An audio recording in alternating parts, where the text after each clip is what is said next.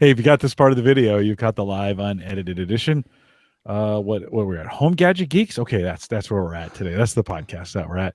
It is Thursday night. It's September 9th, 2021. If you got this any other time, then it's 8:07 in the Central Time Zone. We're a little bit late tonight, but you've got the recorded version. Hang out. We're gonna get the show started in a second. Do a little. Do you have a beer mic to do a? I do not have a beer tonight. Tapped Like, out. okay, wait a minute. Is this an emergency? Like, do I need to run some beer over to your house, or are you're out? You might need to. I'm completely out of all alcohol in the house. What the? What the? Can't even heck? do a mixed drink or anything. Can't even do that. Well, I'm doing a Boulevard Easy Sport. Picked these up at the Hy-Vee, a Rally Ale. I think this is their Bud Light Orange competitor, right? Okay. Made with beer with a tangerine peel and some sea salt. And not bad. 95 calories or 99 calories is what they say. 99, 4.5 carbs. I don't really care about that part. But no, pretty tasty, pretty refreshing. End of the summer, right? The summer's almost over. I'm heading out to Boston next week to see Ed. And so, like, the summer's over. Ed, when I come back, it's all Oktoberfest and heavy beers after that because it's not, it can't be summer after mid-September, right? No, you got to drink all the summer stuff before you come out here. That's right. I'm just plowing through it. Uyghur already plowed through his stash apparently. So, guys, thanks for having us out. And if you're joining us live, I only see a few, which is kind of weird. Did I not get I'm pretty sure I got the live page updated. Let's just check that to make sure. Okay, yeah, that's working. Okay, well, that's good. Ed, how's the sound for you? You still getting? I get echo back in my head, but we'll live with it. You sure? Sure. I'll keep playing around as we continue. Sounds good. Sounds really good. Okay, well, we'll get this rolling, guys. Thanks for coming out, being a part of it. We got a fun show. Remember, no show next week. I'm hanging out with Ed in Boston, and next Thursday night, Ed. It's the big event. Yeah. What should I expect on this Thursday night next week? You might want to bring some kind of gas mask or some such thing. There will be smoke like you've never experienced. And is it okay? So you get some cigars as part, and at the end of the show, in the post show, I'm going to talk to Ed about some cigar picks. So we'll get to that at the end of the show. But Ed, do I need to have some on hand? Like, do I bring a pocket full of them with me to this thing? I know he gives out some for going. Do you smoke those? When you walk in the door, you'll get handed 17 cigars. Okay, so you should be okay. Don't need to take any with me. We're going to be okay. A lighter and a cutter. Don't leave the cutter on the table. That kind of thing, right? Right. Yeah, last time you left one behind. I left a really nice cutter that you gave me on the table, and it disappeared. Oh. By the way, when I'm there, I'm going to rifle through their stuff and see if it's still there. I don't think it'll still be there after a year. But you never know. You don't. I'm gonna look. I'm gonna rifle through it and see. Yeah, I mistakenly left it on the table, and as we were driving away, I'm like, oh, I left it on because I'm a newbie. I left it on the table. So Ed, hopefully I won't make any faux pas mistakes like that again. No, I'll keep an eye on you, Jim. Yeah. Now that you know my tendencies, you didn't really know me that well last year. That's true. I didn't know all your idiosyncrasies. But now we've had a whole year of pretty much weekly candle burning, experiences, which has been great. Fantastic. Yeah. Well, good. Okay, let's crank this thing over. Oh, I don't know why I have my RSS feed up. That's kind of dumb. Where'd that go? Okay, here we go. This is the Average Guy Network, and you have found Home Gadget Geeks show number 504, recorded on September 9th, 2021. Here on Home Gadget Geeks, we cover all the favorite tech gadgets that find their way into your home. News, reviews, product updates, and conversation, all for the average tech guy. I'm your host, Jim Collison, broadcasting live on TV from the AverageGuy.tv studios here in a beautiful Bellevue, Nebraska. Mike, like fall is in the air, I think. I'm really excited because we picked a good weekend to go camping, and I'm hoping it doesn't get like hot again. My luck, it'll get hot again for the weekend, but it's just perfect weather, and also it's the kickoff of the 2021 NFL season. Yeah. So Tampa Bay and America's team, the Cowboys, going at it tonight on Thursday Night Football. Is that going on? They kick it off on a Thursday night? They do, yeah. Oh, that's a shame. They should do that. It should be Sunday and then every Thursday after that. Well, they should be considerate of the Home Gadget Geeks podcast. I mean, they didn't ask us for permission to be at the same time as us. I don't think they've been doing Thursday night games as long as we've been doing Home Gadget Geeks. So I'm gonna have to send Roger a note. I just thought about that. I'll send hey Roger, buddy, a note. That Ed guy Sullivan that used to be on the Patriots is on Tampa Bay, right? we don't mention his name. We don't like that guy at all. Although he is my quarterback on my fantasy team. So well, okay. God, Uyghur, I hate fantasy just for that reason. I know. Because you can't like Tom Brady, but you do because he's on your fantasy team. I have to cheer for him. Don't ever wear Chiefs gear again. Of course, I lost my wearing, card, huh? Can't be a Chiefs you fan. did. I'm supporting the NFL here tonight. Ed Sullivan's with us. Ed, Ida came through. Did you get in the boat? Are you okay? Is everything all right there? We were perfectly fine here. I think a lawn chair blew over, but other than that, no impact. Well, hey, we just heard. I guess New York probably took the brunt of it, and there was a lot of flooding. Yeah, down there. But you're okay. Everything's fine. Everything's fine.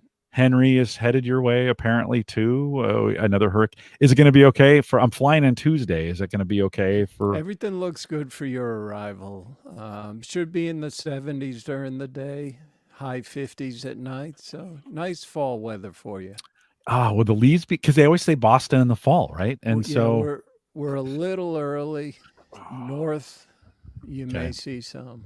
Okay. Maybe I'll have to make a trip up to Maine in that Tesla. We're going to talk about that here in a second. We'll see if we'll see if it's street worthy by the time I get there. And of course, if you we'll have a few show notes tonight. If you head out to theaverageguy.tv/HGG 504, you can get access to those as well. Big thanks to our Patreon subscribers. Thanks for doing that. It's the beginning of the month, and always appreciate your support. If you want to support the show, head out to theaverageguy.tv/Patreon. You can get that done as well. Well, Ed Sullivan's joining us about, I think we had him on about a year ago or so. It was maybe about this time last year. I didn't go back and look. But Ed, welcome back to Home Gadget Geeks. Thank you. It's a pleasure as always, Jim. Always good to have you. We spend most Sundays together now, which has been kind of fun. You always kind of critique me. That's one of the things. That's one of the benefits of having you, is you kind of walk through the show. I like this. I didn't like that. I'm not sure about this. What's Uyghur talking about? I don't really know. That guy still on the show? Well, no, Mike, I already lost the bet on you. I think the over-under was 6 months on the ham radio. Oh, yeah? I Okay. took the under on that one. As you should have, to be honest. I would have taken the under on myself. For some reason, that hobby. Yeah, you're sticking with it. In force too. You're sticking with. Will you take it camping? Will it be some camping gear? Yeah. I actually got back into the YouTube game. I posted a video for people who are into ham radio and do parks on the air.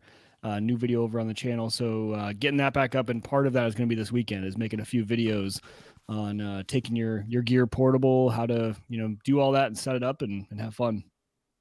Well, it'll be good for you to. I know you do it with the kids. This is maybe what pushed you over the 6 month.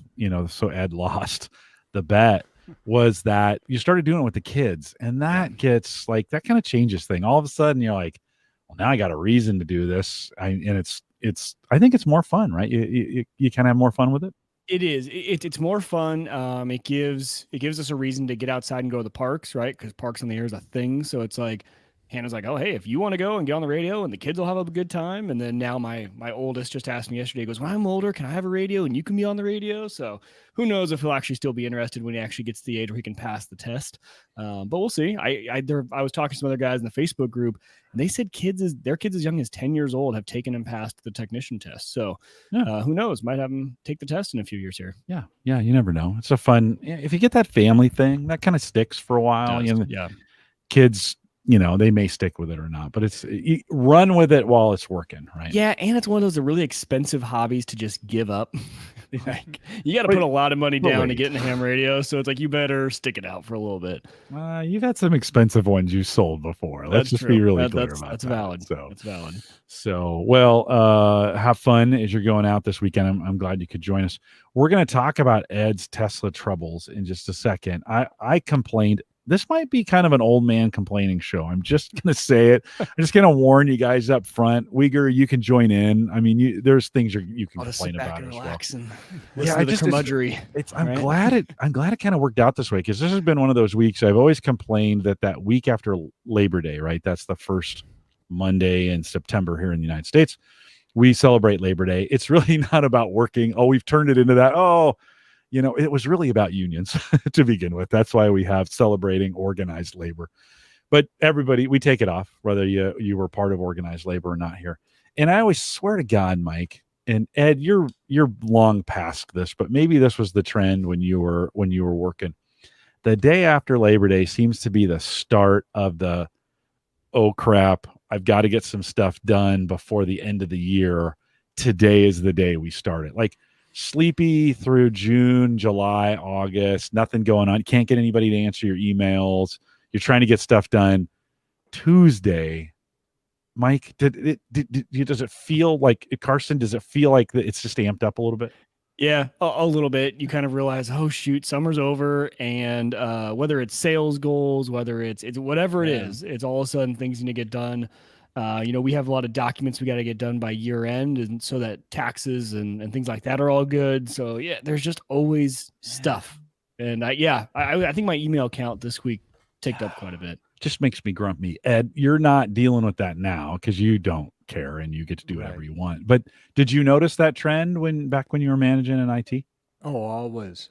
Yeah. Everybody would disappear for the summer. And then all of a sudden they'd come back and try to catch up. Yeah. Mm-hmm. Oh, so maddening. I've been working. I didn't take a vacation. I've been, kind of saving my time to spend with Ed here in September.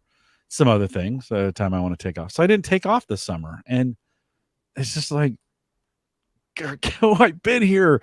Why are you emailing me today? Anyway, so hopefully in your chat room, you guys get a sense for that as well. So I'm kind of in a complaining mood anyways.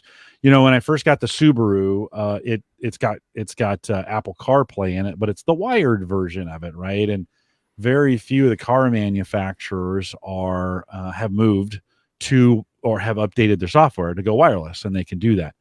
I did find, I was reading an article in, the news on Facebook is just terrible, but every once in a while, you ever go to the news feed on Facebook on your phone and try to read that news?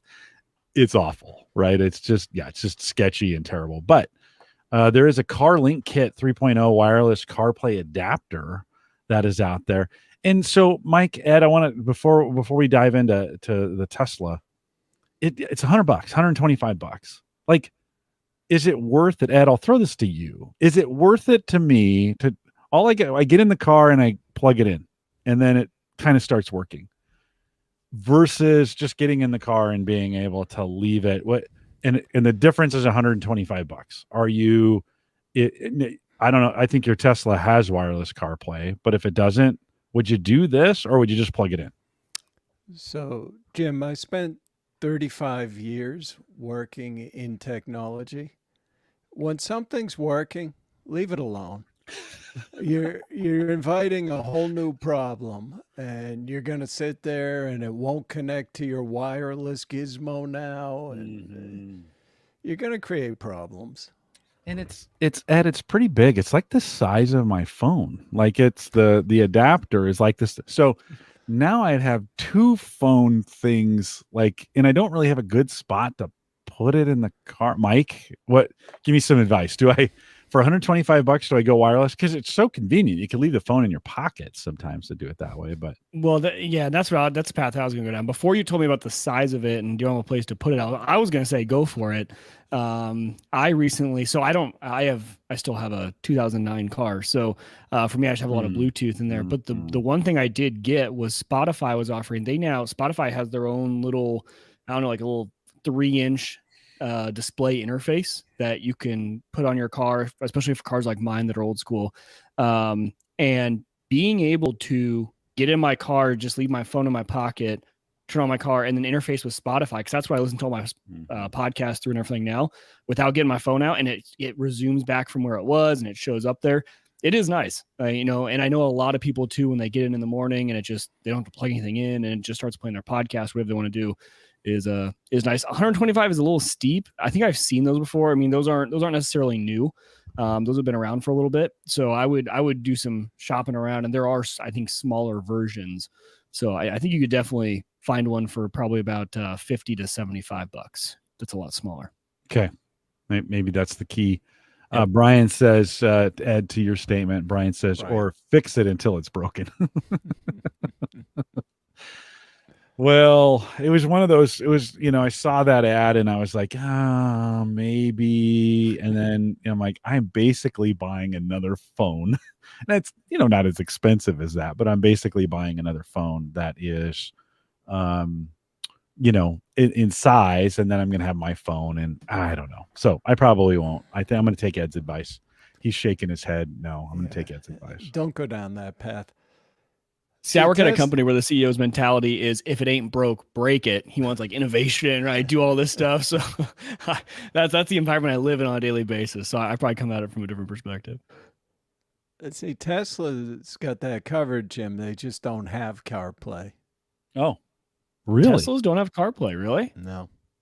Wow.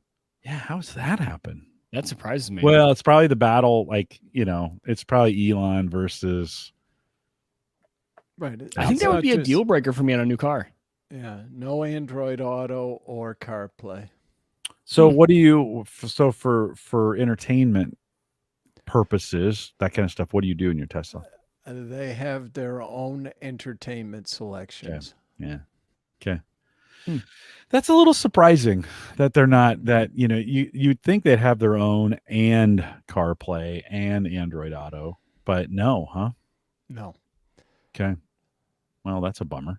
Yeah. So it's probably good you didn't get one, Jim. Well, okay. It's especially good. So Ed, let's talk a little bit about, we've kind of glamorized these new cars, and in Tesla in particularly. And as you've driven yours quite a bit, and for folks, remind us when you got it, and then let's talk a little bit about, you cracked your windshield, and let's just talk a little bit about kind of what the ordeal. You make it sound like I was responsible. My windshield was cracked, but I didn't crack it. Right. Right. Well, you were Let's driving. get that clear. Yeah. Okay. Right. All right. I won't hold you responsible for it. But when did you get your Tesla? What'd you get? When did you get it? So I got a Model 3 long range at the end of February. I've got about 12,000 miles on it. So I've done quite a bit of driving, couple thousand a month. But I think subsequent to that, I bought a Chevy Bolt in April. So now I've got 2 electric vehicles.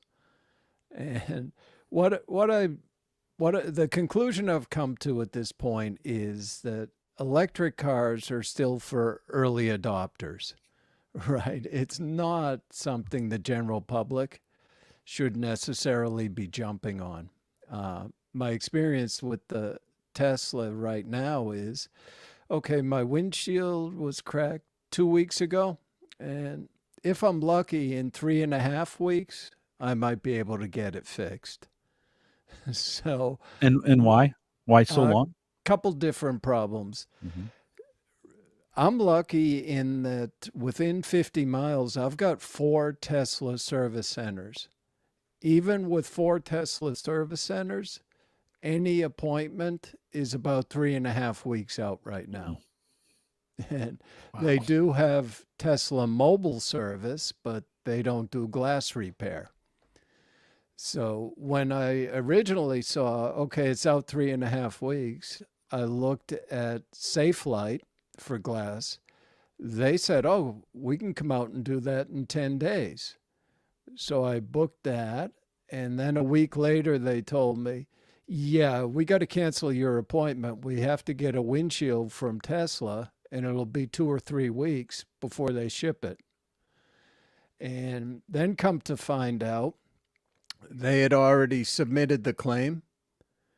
So I had to call my insurance company to unsubmit that one and go back to Tesla. Mm. And at that point, they said there's actually a windshield shortage too. Why wouldn't there be?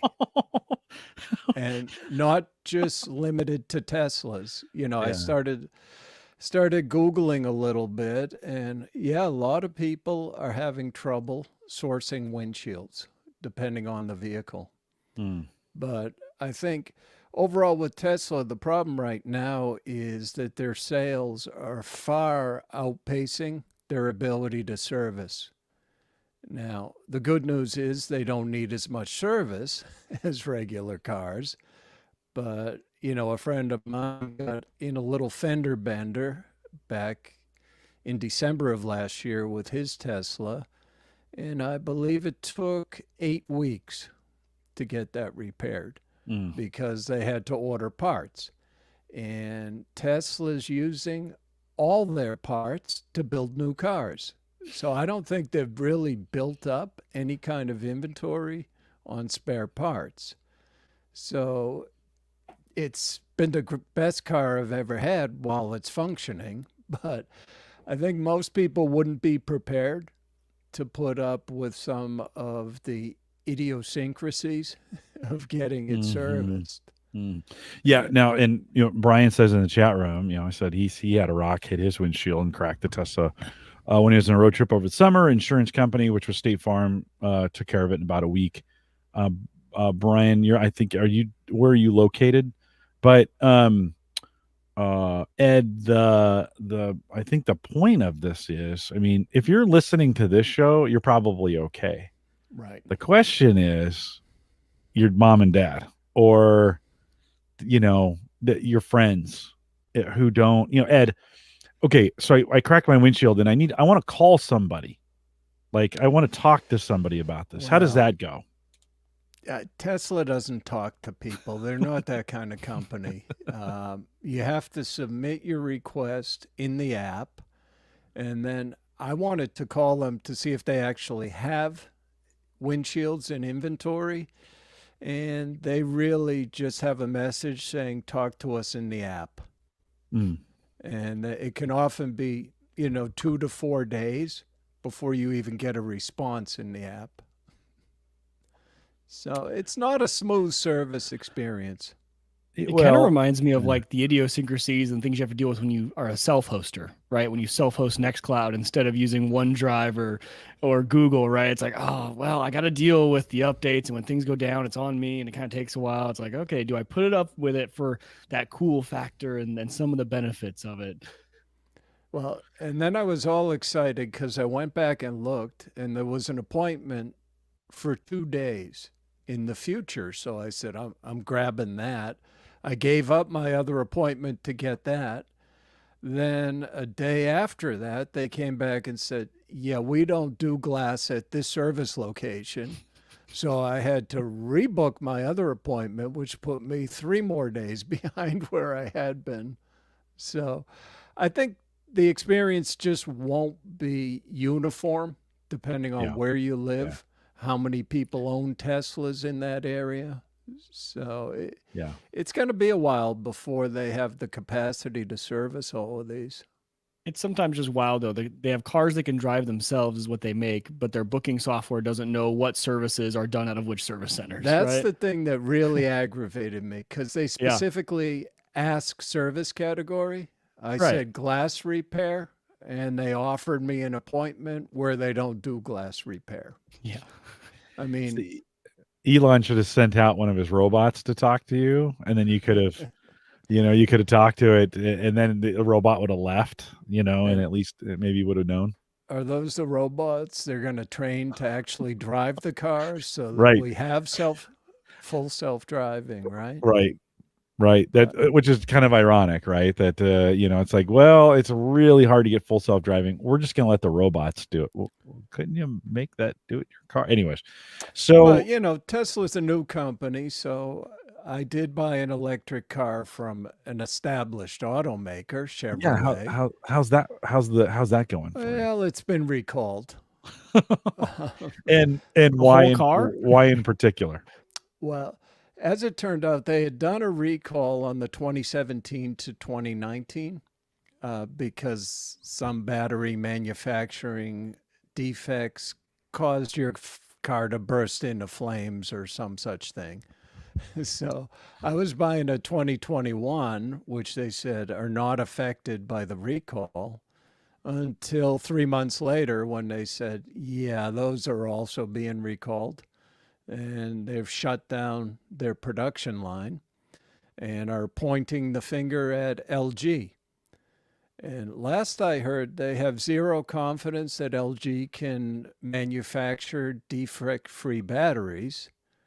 So for now, they say, don't plug it in your garage. Your house might burn down. Well, Good, and good. you kind of wonder, when we were talking about when I was talking about getting the Cybertruck, Ed, you put your charger on the outside, but I've Right. had plenty of people I know who've installed their charger on the inside.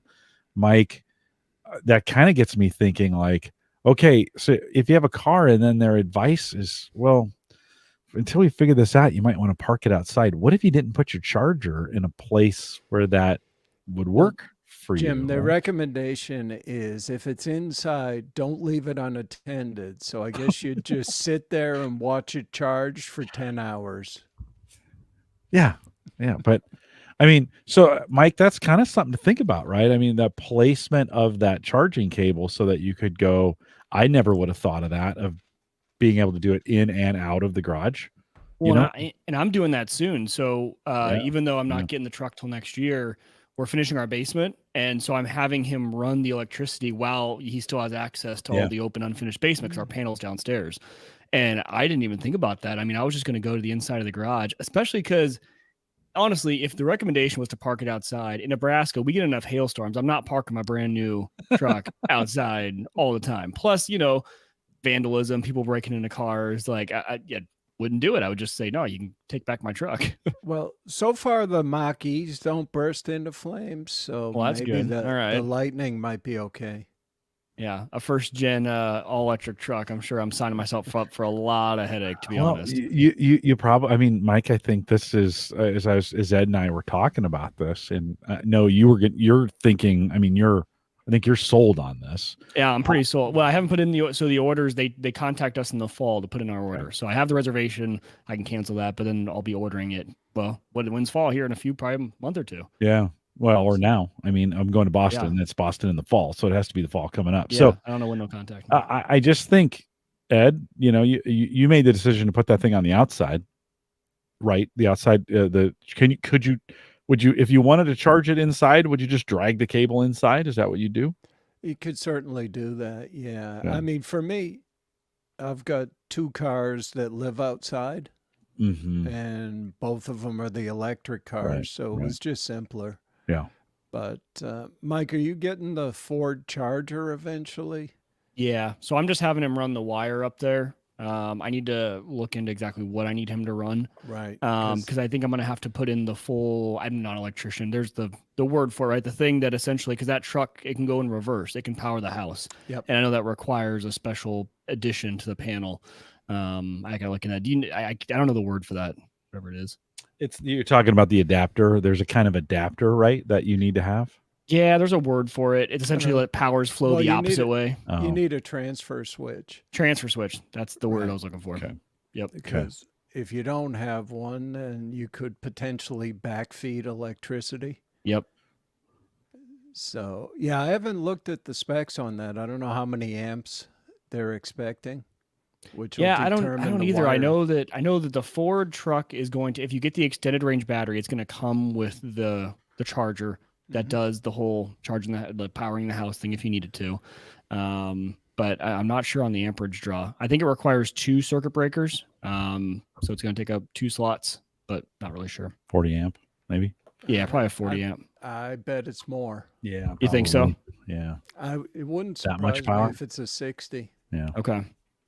But yeah, Well, you you should probably check the specs. Yeah. Mike, it's just something, that now all of a sudden that charger placement, I didn't even think of that. That charger placement becomes kind of important from a versatility standpoint. Like if you get that, listen, I don't think this is the last time we're going to have battery issues. It's just the inherent nature of them. Remember we had those kangaroos, those PC kangaroos, right? And I God, ran you came back to that thing and it was yeah, it was like, I mean, I am lucky that thing didn't catch fire, right? Yeah. So, it's we kind of, I think sometimes we kind of approach these batteries like, oh yeah, they're super safe. We're thinking of AAA or AA batteries that sit in a drawer forever or whatever, or sitting in a device. A Duracell, not that I know of, has ever just burst into flames. So you don't really think of it, but these new batteries, for whatever reason, just continue to see these kinds of problems with them. And Ed, it just kind of caught me by surprise when you're like, yeah, their recommendation is don't charge it in the garage. Yeah. So that could put a damper on things for people. Well, yeah, and especially people, Mike, I was thinking about you who are who set it up thinking like, oh yeah, I'm gonna put this thing in my garage and it's gonna power the house, and like, or it could, you'd only do that in an emergency, right? Yeah. But and then all of a sudden you're thinking like, well, what if I can't put that thing in the garage? What if I don't want to put that thing in the garage? So it just got me thinking, if I ever get to that space, if I ever get to that point, boy, I'm really gonna think. I'm gonna think carefully about that placement of the charging cable, or at least where the charging cable plugs into, and then make sure the length of the one that I have would cover both an indoor and an outdoor charging scenario, so to speak. So Ed, what's going on with the Volt then? Does it got to go back? Or are they gonna, what's happening with that thing? They sent me a nice recall notice today saying they have no idea. Oh, So yikes. They've got to wait until LG figures what's going on with the manufacturing process. And then I think the plan is to replace them all. The estimated cost to Chevrolet is $1.8 billion for the recall. Yeah. And so they're busy pointing fingers at LG just gonna say, to try to share that burden. Well, and kind of a drawback to not owning that part of the, process, right? Tesla owns it all, right? From cradle to grave on those cars, they own everything. Where I think the American manufacturers, Ford, I don't know, Mike, do you know who's manufacturing the batteries for Ford at this point? I don't know. I know most of that truck's American made is the kind of the big sell of it. But obviously everything comes from everywhere. So well, I'm not sure. Just one of those, back when we had the Firestone fiasco, right? And they don't own those. I mean, I guess Tesla would be open to that too. They don't make their own tires, but or do they? They don't make their own tires. Not. Okay, yeah. Well, it's just so interesting how that battery technology though can affect everything. Because even in ham radio, right? Because ham being portable, a big thing is what batteries do you use? And they're expensive, but these lithium iron phosphate batteries is definitely the way to go, right? But they are, for a 20 amp hour, it's about $150 for that battery, and I can get a 30 amp hour SLA, the sealed lead acids, for like $40. Yeah. But safety, heat, all those sort of things, those lithium iron phosphates are way better, and they last a lot longer. They can do a lot more charge cycles than those SLAs can. But it's kind of cool to watch how that battery technology gets better and then goes into every industry, even ham radio of all things, right? Right. So it's interesting. Tesla uses LFP batteries in their Chinese-made cars right now. Yeah. Really? Yeah, because what they can do is, I guess the LFPs have less energy density than a lithium ion, right? So it needs Okay. more space for batteries. So right now, in the space of the Model 3, if they put in an LFP, they can still do the standard range plus, but they can't do the long range. So most recently, they've decided to bring the LFPs to the USA for the standard range plus because they don't have enough of the lithium ion batteries to meet demand. And, it's interesting because once they cram a few more in the same space, the range is pretty close, maybe 10 miles less. However, you can charge the LFPs to 100%. So it nets out to about the same thing on a daily use basis. That's the wild part too. Even in ham radio, those SLAs, you're really not supposed to go down below 50%,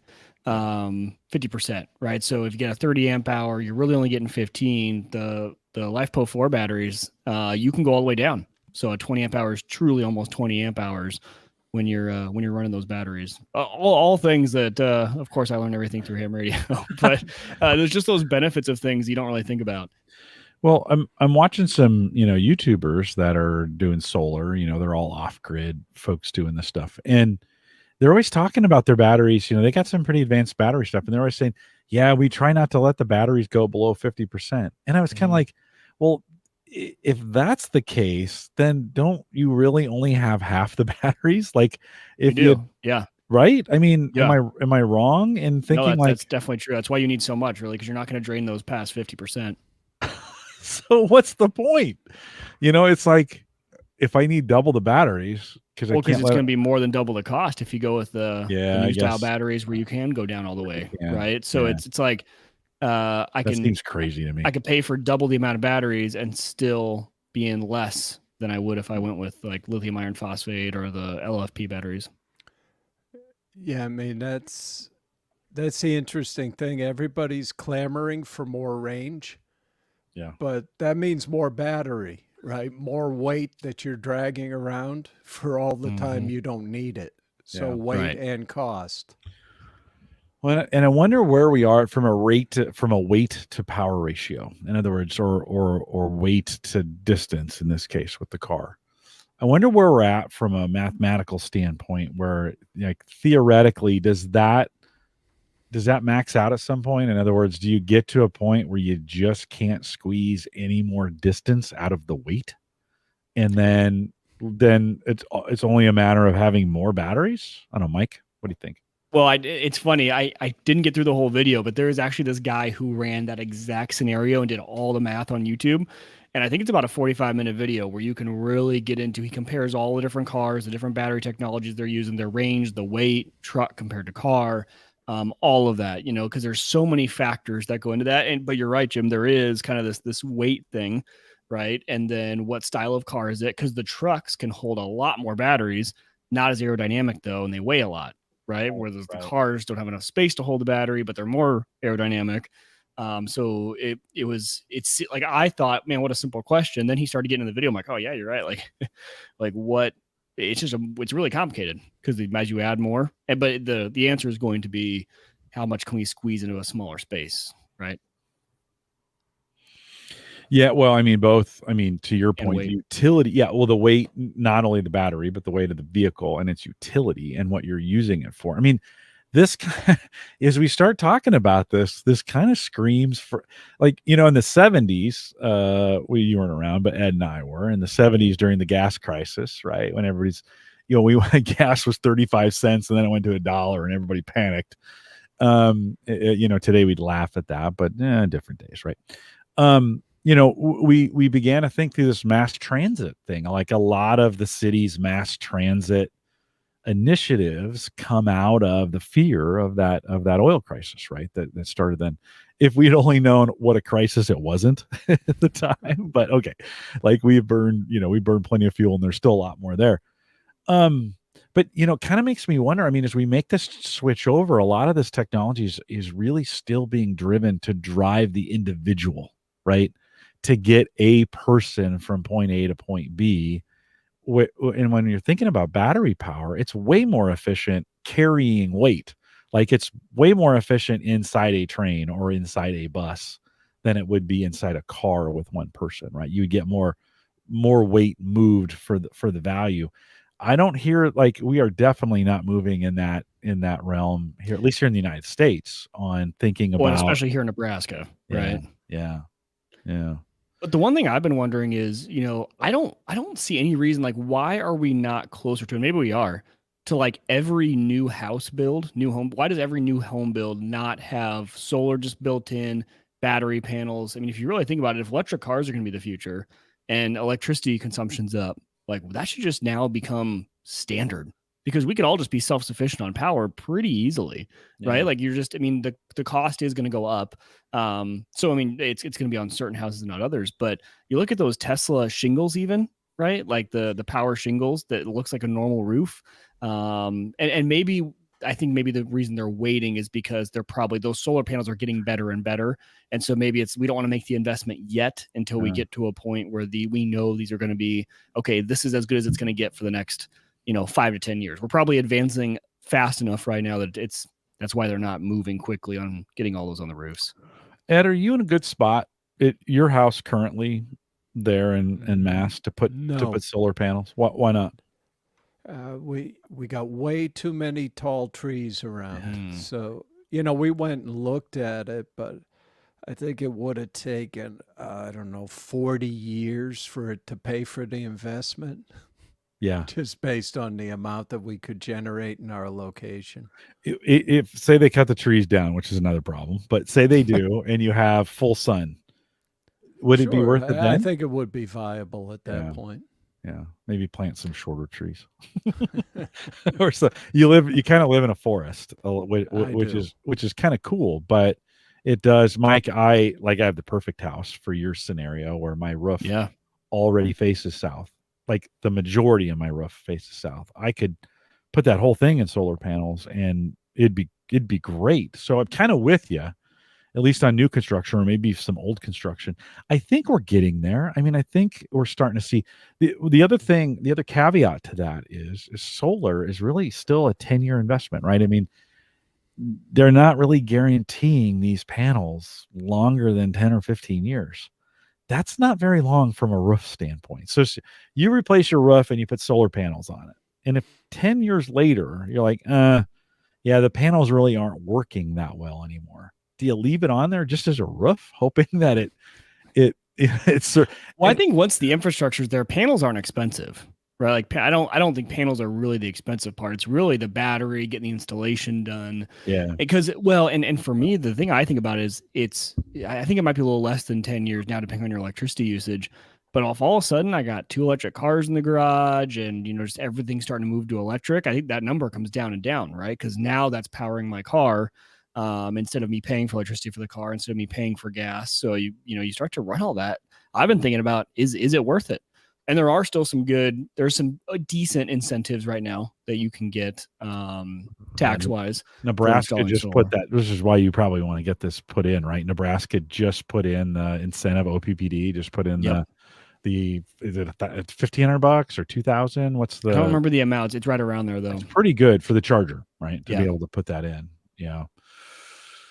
Well, Ed, what would you expect, like you personally, if you were thinking about putting solar panels on the house to power your car, what would you expect the payback to be, or would you ever expect one from that? In my location, it'd be longer than the useful life of the solar panels. Yeah. Because we'd looked a few years ago, and that's the answer we came up with.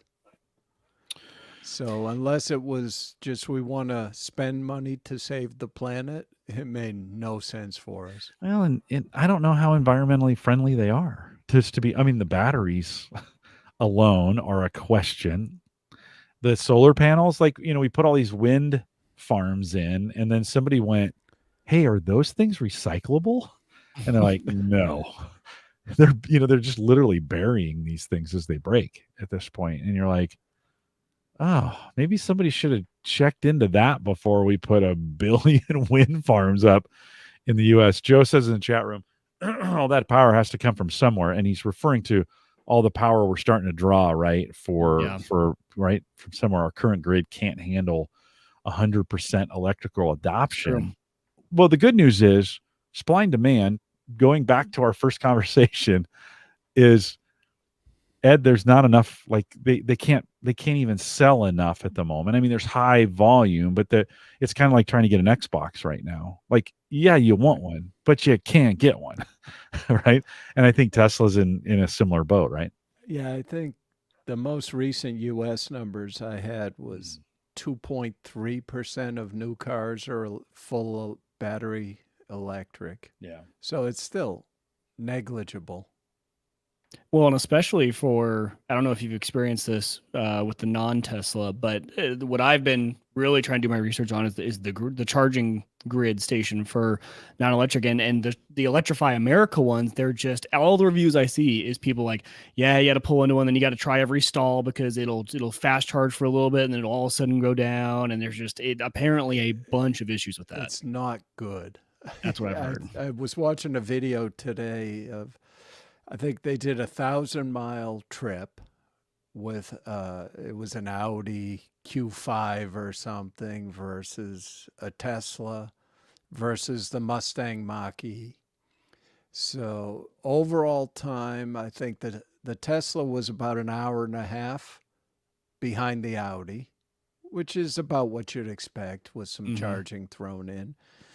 And the Mach-E was 5.5 hours behind because the problem was they kept getting directed to recharge at places that didn't have functional chargers. Yeah. And, that's a nice thing about the Tesla right now.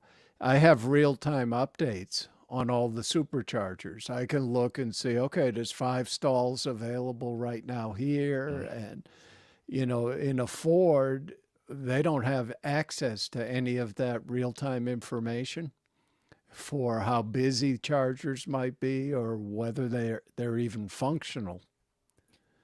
And I don't know the system well enough yet. Is there any reason? Is it just Tesla wanting to control it? Why you can't just put an adapter on the Tesla plug and plug it into any other car? Do you think that'll be a future of Tesla being like, okay, we'll open up our system because it's so much better?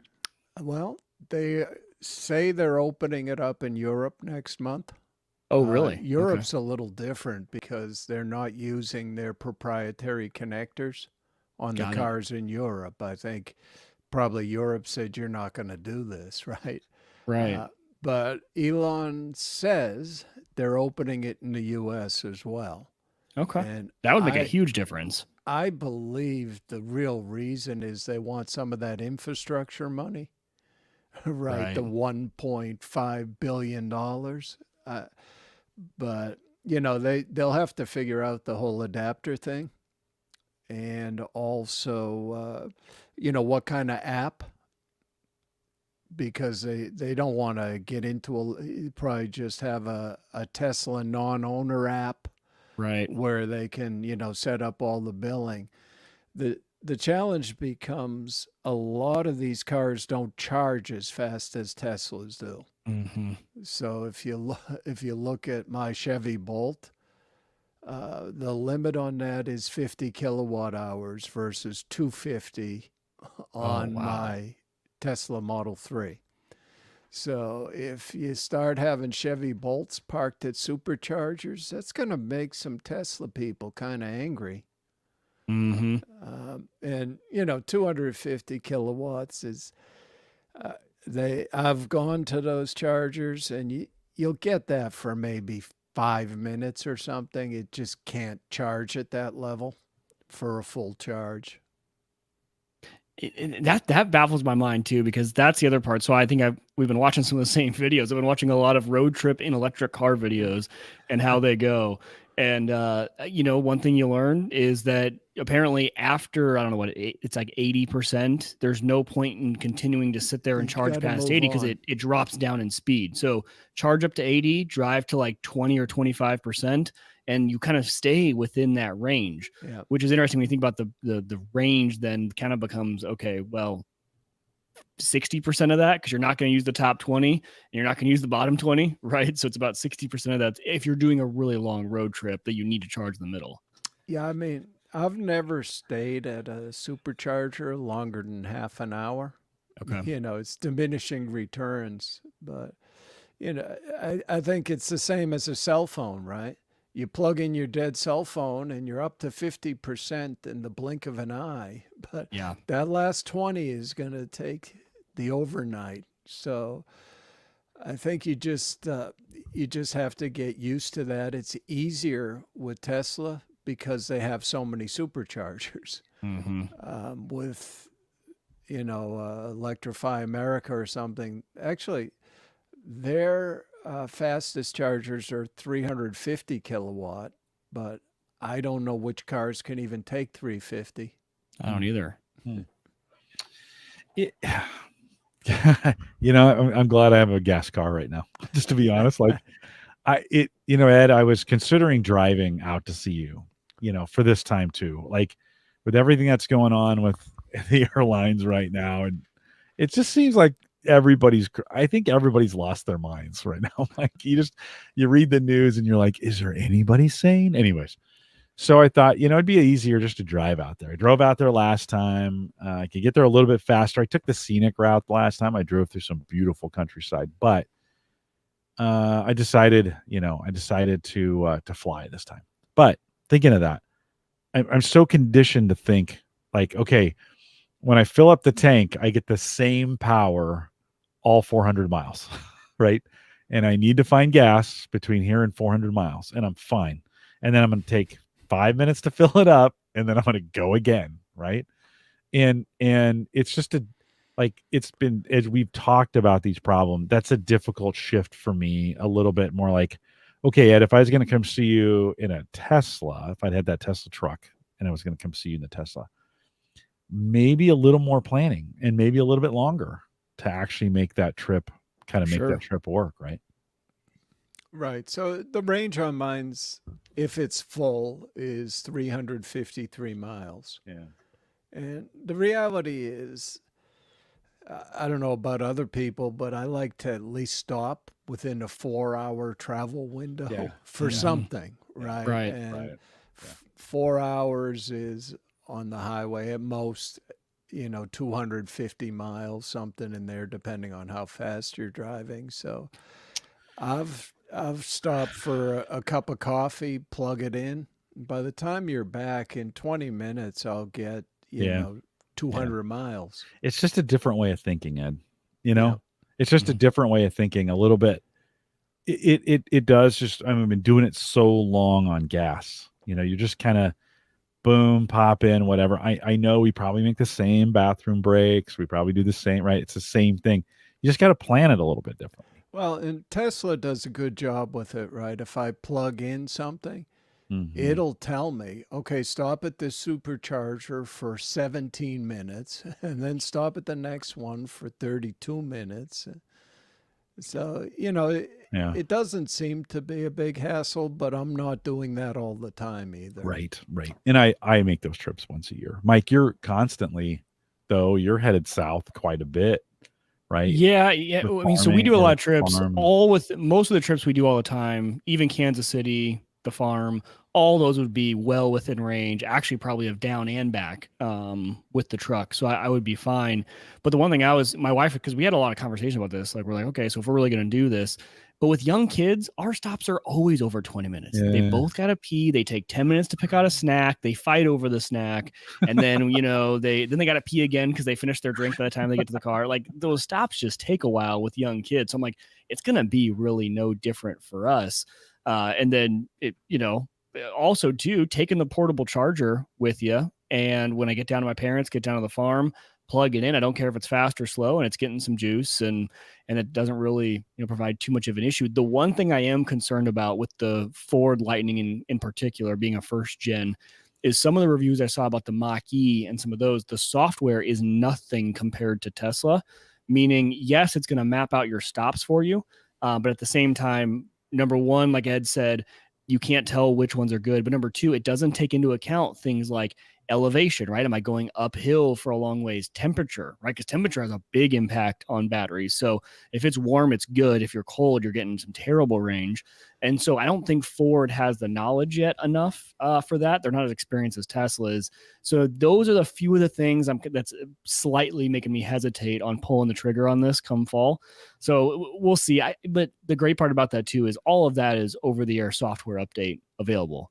But then you always have the concern, okay, are they going to hold out and be like, oh, now you want the 2023 model because it's got the upgraded, routing package and things like that. But I think they would be good enough. They're touting this over-the-air upgrade a lot on the truck. So I'm assuming that's because, number one, they know they're kind of behind right now. And number two, they plan to kind of release those as they also need a bigger sample size. Ford, I mean, they've had some electric cars, but never electric truck, right? You're going to need to get a lot of people in there, gather a lot of data before they're going to be able to probably implement a lot of those. But those are a few things that are concerning me a little bit. Did you find that, Ed, between your Volt and your Tesla, just like the difference in mapping and some of those extra kind of creature comforts? Yeah, it's night and day. Is it? Yeah, that's what I'm worried about. I mean, right now, yeah. I think that'll change. Tesla's had quite a jump start on everybody else. And, even when they give you estimates, they're very optimistic, right? Especially driving at 75 or 80 miles an hour makes a huge difference versus 60 miles an hour. Mm-hmm. You're going to lose. Great. So it's bad if you're. I'm a little bit of a lead foot. It's not going to be good for me. It's bad. As my kids say, when Daddy drives, the trees go by a lot faster than when Mommy drives. That's what my kids say. Yeah, I mean, just from an aerodynamic and a resistance, it's not linear. So as you're adding 10 miles an hour, it's having a much bigger impact. So, if I'm going 80 versus 60, I don't know what that costs me, maybe 10% or something. Okay. And, the aerodynamics is so critical with that. Even taking off the aero wheel covers on my Tesla costs me 2.5%. So yeah, wow. Yeah, it makes sense. Makes sense. I think the next thing they're really pushing for is to get rid of side mirrors. A lot of drag on side mirrors. Like use cameras instead, almost. Yeah. Okay. I mean, Tesla has cameras. And right. The side mirrors on the Model 3 are kind of on the smaller side. So often I'll just turn the cameras on and I have, a video of each side as well as a back camera. So it's a better view. Yeah, it's probably better. It's probably better. Brian says, as we were talking about, this trying to make the switch over, he says, plus if you factor in the bathroom breaks, meal breaks, the extra time to change, filling up with gas, isn't bad. Versus filling up with gas, and I get that. It's just a different way. I've made so many road trips, that way. It take a shift for me. Joe says he hates stopping, and I do too. I like his next comment because I fully agree with this. And he also says taking time off the Waze arrival time is like a game. I play that game every time. It's can we beat that arrival time? Well, when I went to see Ed last year, it was in October, so it was about 11 months ago. I played that Waze game, and I took back roads. I chose to kind of stay off on the way out there. I chose to kind of stay off the interstates for the most part, and man, that was stressful because I was I didn't want that arrival time to go up. Mm-hmm. So, I would be, I'd be like, oh, I need to use the bathroom. So I'd speed up. So, try to make up some time. And I was just always worried because this is the danger. Like in the old days, I'd leave Omaha to go to Cleveland, and they're like, when are you getting there? Sometime around 10 p.m. Right. And you wouldn't worry about it. But they asked me when I left, they're like, well, when are you going to get there? Well, I'm going to get there at 8:37. Yeah. And then all of a sudden you're like, oh, I can't, I can't be later than that. I mean, I said 8:37, right? And so you don't, I found myself stressed out on the road. At one point, as I was heading into Boston or via the side of it, getting to Ed's place, it just seemed like it was taking forever for me to get there, and I was like, I don't think I'm ever going to get there. And Ed, I'm pinging Ed as we're going, I'm not sure this place even exists. It just seemed like it got farther, because it's the end of the trip. 2 hours. I've been driving for 2 days, at this point. So, there's just some of those tricks that we do to ourselves when we put that in, Mike, I met you was it this last weekend or 2 weekends ago? I think it was 2 weekends ago. 2 weekends ago. We met and I'd said, hey, I'll meet you at this time. And I got in the car and it said exactly that time. And I was like, yes, but then I can't, okay, I can't do anything wrong here because I'm not going to be on time if I do that. So it's a little insane when we play those Waze games against ourselves. Ed, anything else on your, when we think about the Tesla, anything else you would you say is different? One thing that's interesting is Tesla started with a blank slate. Yeah. Right. Without any set of rules or any concern with, do people have to figure out how to drive this thing?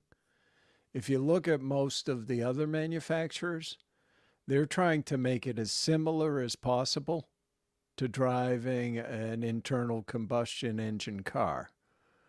Right. So everything, even if you look in the Chevy Bolt, it has an on and off button. There's no reason to have an on and off button. Tesla doesn't bother with that. I don't really need a gear selector, right? I mean, it's all electronic anyway, but they're trying to make it seem as familiar in experience as possible for people transitioning over. Do you think some of that's just parts? In other words, we got these cars designed for this. We need to use up some of these parts. Although Tesla, I think, finally went too far with this yoke steering thing.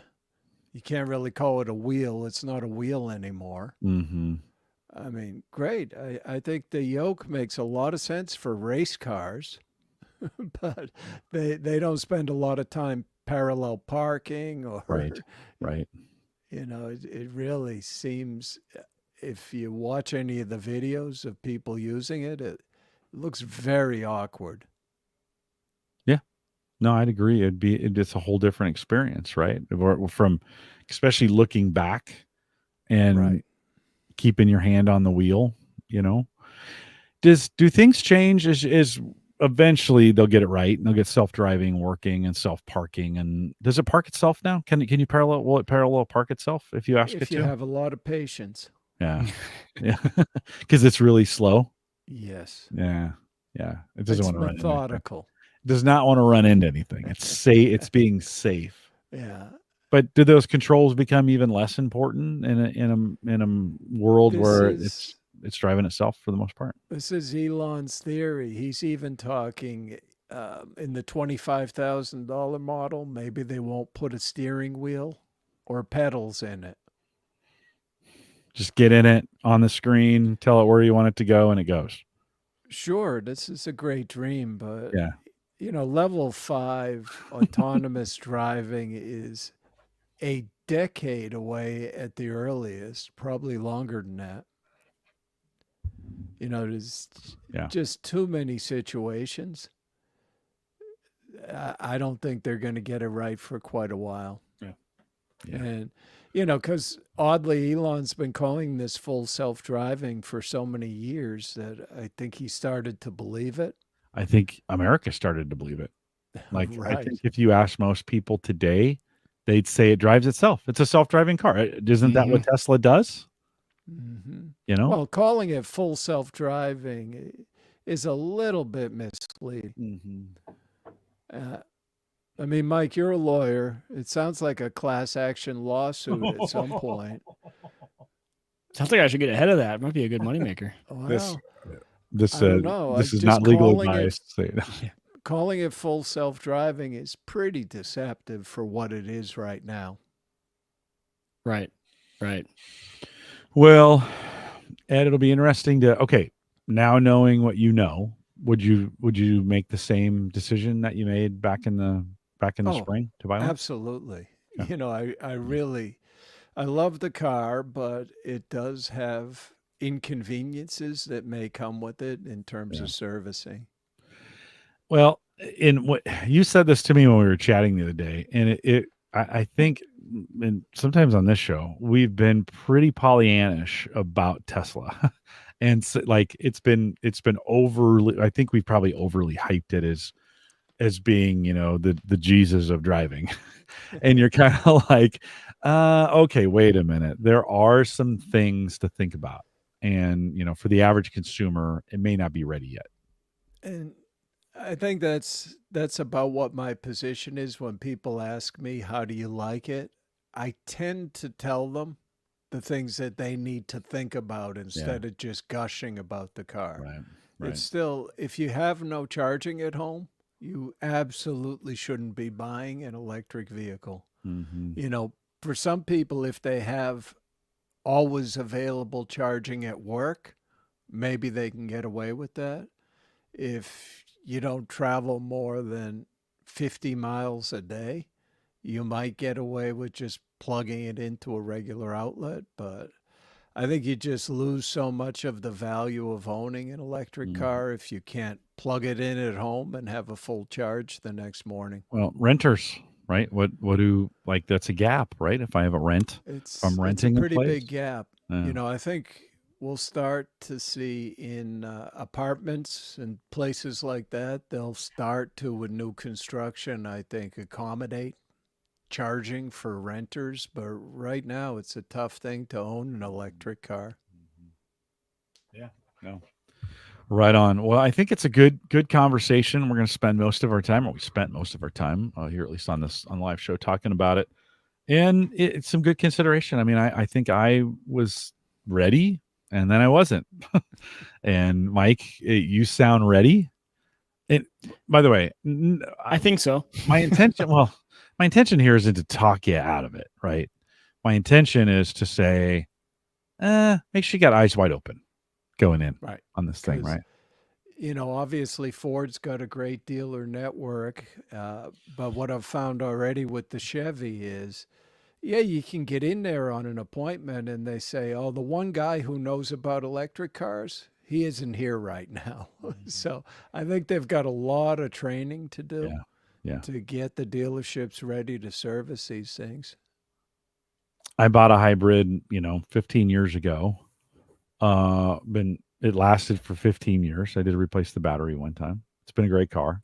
So it's not electric. It's not hybrid. It's not even close to what we're driving today, right? But it took that car to do some things. That generation of cars to kind of, each generation had to get a little bit better in this, and we needed a guy like Elon Musk to get kind of ballsy with it and be like, you know what, I'm gonna make a run at this if it bankrupts me.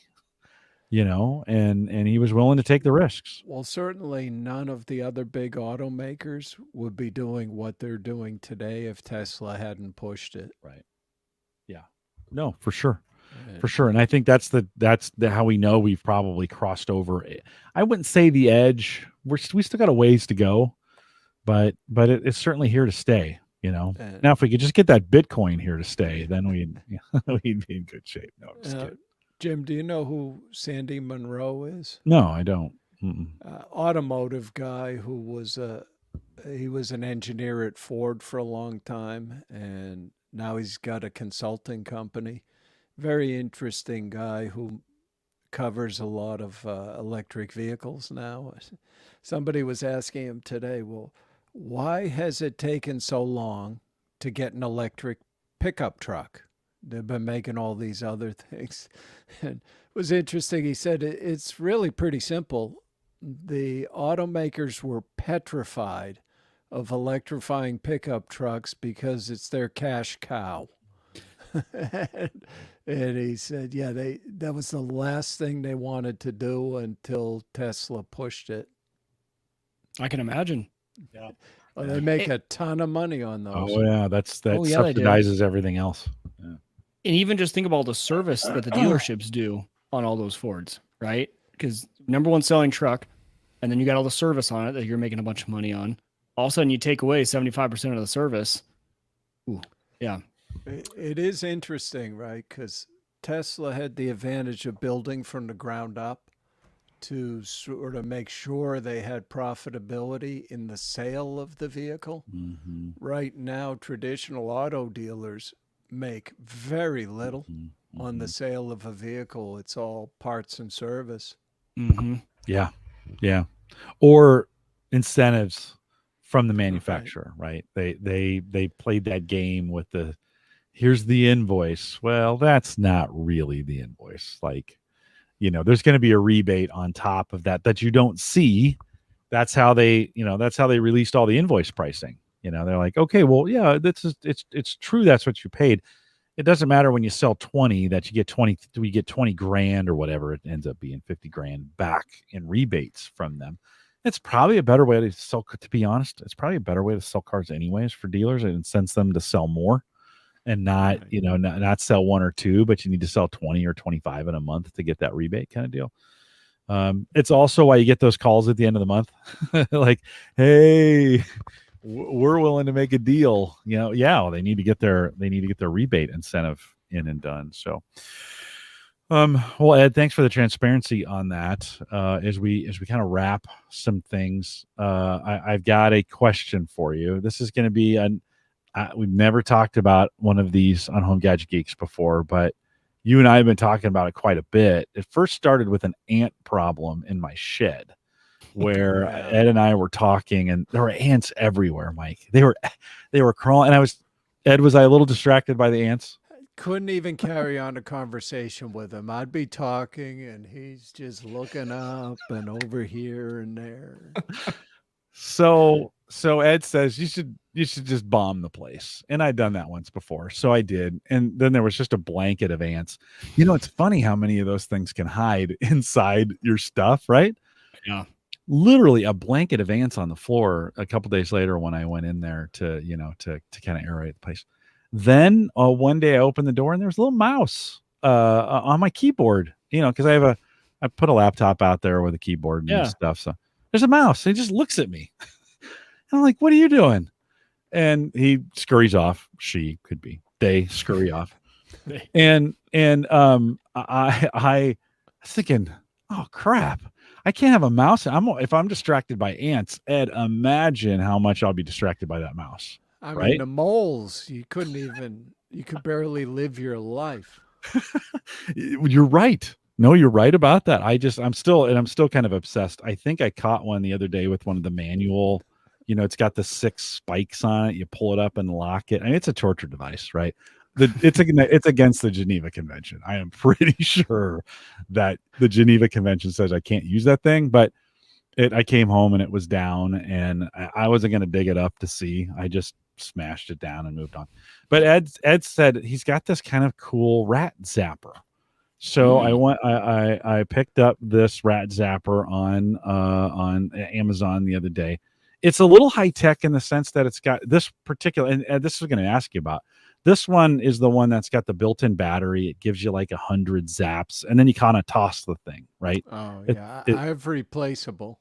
Okay, so you did the one that I picked up the one that just has, this is the easy set it, forget it. You never have to charge it, any of those kinds of things. But they crawl in, you bait them with some stuff. You said you like that your mice like walnuts. Is that what you? Okay. So I have a walnut tree next door. I'll have to grab some and crack them open and spread some fresh walnuts in there for them. But the other thing is on the back, does yours have an app that goes with it? Does it give you a notification? Does it have Wi-Fi and give you a notification when it goes off? No app. What? Really? Victor has an app. It says on here on the back. Now you gotta get Wi-Fi out in the shed. We're back to the first problem you had. That's kind of does. It says no more. Download the Victor Pest app available for iOS and Android. It says it right on the box there. And I was thinking and then I went to Amazon and looked. Sure enough, they got rat traps that have apps, and you can control them and reset them. And I was like, oh my God.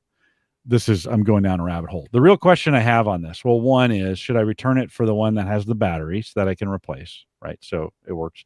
And then 2, This is for rats, and I really have mice. Do you get mice in your rat trap? Yeah, Does they're it all work? called the Rat Zapper. Okay. I've only killed mice with mine All so right. far, Okay. thankfully. So that one is it wasn't expensive. These are $30. Right, that's So not bad. no, and it kills up to 100 times. They say what do they say here? Hold on, they got some quick, humane kill. Then it has an asterisk. I wonder what that asterisk says in here. Well, when a lot they- easier to clean up probably compared to the snap trap ones, right? That's what I like. I just take a plastic bag, dump it, tie it up, and toss it. Yeah. Oh, okay. So I might have been wrong on this. So it says the asterisk says when compared to other methods of rodent control. So like, Not humane by human standards, but compared to other ways you're going to kill that mouse. we're going to Pretty good. shock. We're going to So- shock at the. So the electric chair is more humane than hanging. Right. Is kind of where they're I going. think so. I like I that. think cruel and unusual kicks in at that point. And then the 2 dot asterisk says, as directed. Let's see, where's that? Where does that come in? It's on the front. 100% kill rate. Okay, that's the other thing. 100% kill rate on the front, but then 2 asterisks, and those 2 say if used as directed with fully charged batteries and rodent fully committed to the trap. Fully committed. My rat half-assed it, and it didn't work. Wasn't Fully committed to the cause. like Wow. no, it's you, not me. I'm gonna leave.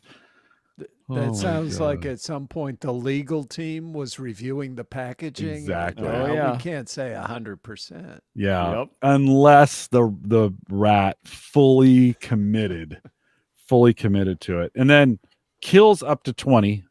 That's the third thing it says on the front here. 3 asterisks on this one. And it says per set of 4 AA batteries. So Ed, maybe this, even though it says there's battery instructions and it says non-rechargeable batteries are not to be recharged. So what I think it's telling me is if I put my own batteries in here, don't recharge those standard batteries, right? I think, but like, do they really need to tell me that? Like, don't I know I just toss those things or whatever? So I don't You know. also Let's- have to tell people their coffee's hot on the cup. So, you got to tell people everything, Jim. Yeah, you're probably right. So actually, not a lot of. This thing is way bigger than I thought it was. Should stick your hand in it. I mean, There's a battery compartment right on top there. yeah, right here on the top. So we'll kind pull of that batteries out. does it Four take? double We'll, A's. yeah, Oh, no. okay. So okay, so 100 kills per 4 AA's. That's pretty good. pretty On that. good. That is pretty good. And then this, I think this is it turns green, right? When it's is that right, Ed? It might flash red when there's Okay. a dead one in there. Green when it's ready, red when it's dead. Yeah. Oh, that see, they should have come to me for the marketing on that one. Is it weird that I want to stick my hand in it? Like, if I got that, Jim, I'd be testing that. I'd be, I just want to, it's like the teenager in me that just is stupid that wants to, see, like that's just inviting me to be like, okay, how much of a zap am I going to get? It does have an on-off switch, right? So Ed, what I'm assuming is it stays your in the video off. up there. One second. It stays in the off position, and then I would just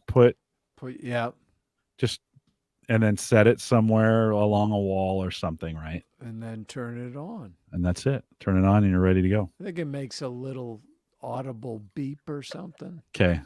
I kind of want that charging sound, that boom, when it comes on, just because that would sound badass. Ghostbuster style. Just like when it turns on Exactly. Exactly. And then, but it would be, I think it would be nice if it was Wi-Fi enabled and would send you an alert notification when it's got one. I don't know. That's not a deal breaker for you, Ed? No, it isn't. Okay. But I don't have it way out in some remote outbuilding like you, Jim. Yeah. Yeah. Out in the shed. I did in the meantime, I bought one of those little $3 poison, they can go in and nibble on it. And so we'll see this weekend. This weekend I'll still be here. We'll have to go in and see if it's been nibbled on before I deploy the full walnut method of. We'll see. And you said it's got mice, so it's okay. That's probably that might be a little overkill for a little. If it's made for rats, those poor mice don't stand a chance. A mice zapper. It just doesn't ring. It just doesn't ring the same. Mike, do you have any rodent problems? You're in West Omaha. I know that all the they're not allowed to even be out there. Well, no, it's funny. I don't think I do. Never noticed, but I did pull out one of my lawn chairs today, and the top's all frayed, almost like something's been running across it or chewing on it. So I might have one out in the garage. I'm not sure. In the house, we don't have any issues, but out in the garage, we might have one. Brian says, it's the Hotel California for rats. You can check in and check out, or you can check out anytime, but you never leave. Yep. Except for your trash bag. That is for sure. Joe says literally overkill. Joe also says no wishy-washy rats. So I had actually kind of thought about back to the mole conversation, then we'll wrap it here. If you're listening on the live show, I'm gonna quiz Ed on some cigar stuff. So if you're listening in on the Patreon feed, stay with us for that. If you're on the podcast and you want to hear some cigar stuff, you should be a Patreon subscriber, theaverageguy.tv/Patreon. Although you don't really have to do that. If you don't want to, theaverageguy.tv on YouTube will get you there as well. I was thinking about cutting into that plate that's in there. It's got two little leads, running them out through the bottom, right? And then making like two wires that I run into the mole holes that are, and put this on top. It just dangles down there, and if they touch like both electrify those little mole holes, those little boogers. Like I just zap them. How great would that be? Do you think that'd work? Same concept. Yeah. Not a lot of contact surface area, but yeah, because there's a pretty good plate. But if I ran some wires with some long leads that had, that were maybe like, like that wide or something. I hate those moles. It was so satisfying to come home and see that trap set and the spikes sticking in the ground. You know what I did? I pulled it up and looked for blood. And did you find any? No, I was disappointed. Didn't happen. I didn't get blood on them the last time. You can't show that stuff on YouTube. I probably can't even talk about it. I'm probably being banned on YouTube right now as we speak for animal cruelty. The last one it didn't necessarily go through it. It just kind of trapped it. And then I think the thing had a heart attack or whatever and just died because it was not moving around. So I left it in the hole as a warning for the other ones. I thinking like, oh no, they just tunneled around here. They just tunneled around it. I was like, what kind of disrespect is that? Can't have that. Shoot. Well, Ed, thanks for coming out tonight, talking a little tech. We're going to talk a little cigars here in the post show. And so I got some questions for Ed if you want to stay around for that. I do have a question for you. Mike and I are putting together this meetup in Omaha. We're hoping for late April 2022. God, Mike, that, you know what? Like a couple days ago, that seemed like an eternity. And all of a sudden I'm worried, like, do we have enough time to pull one of these things off? Right. April 2022.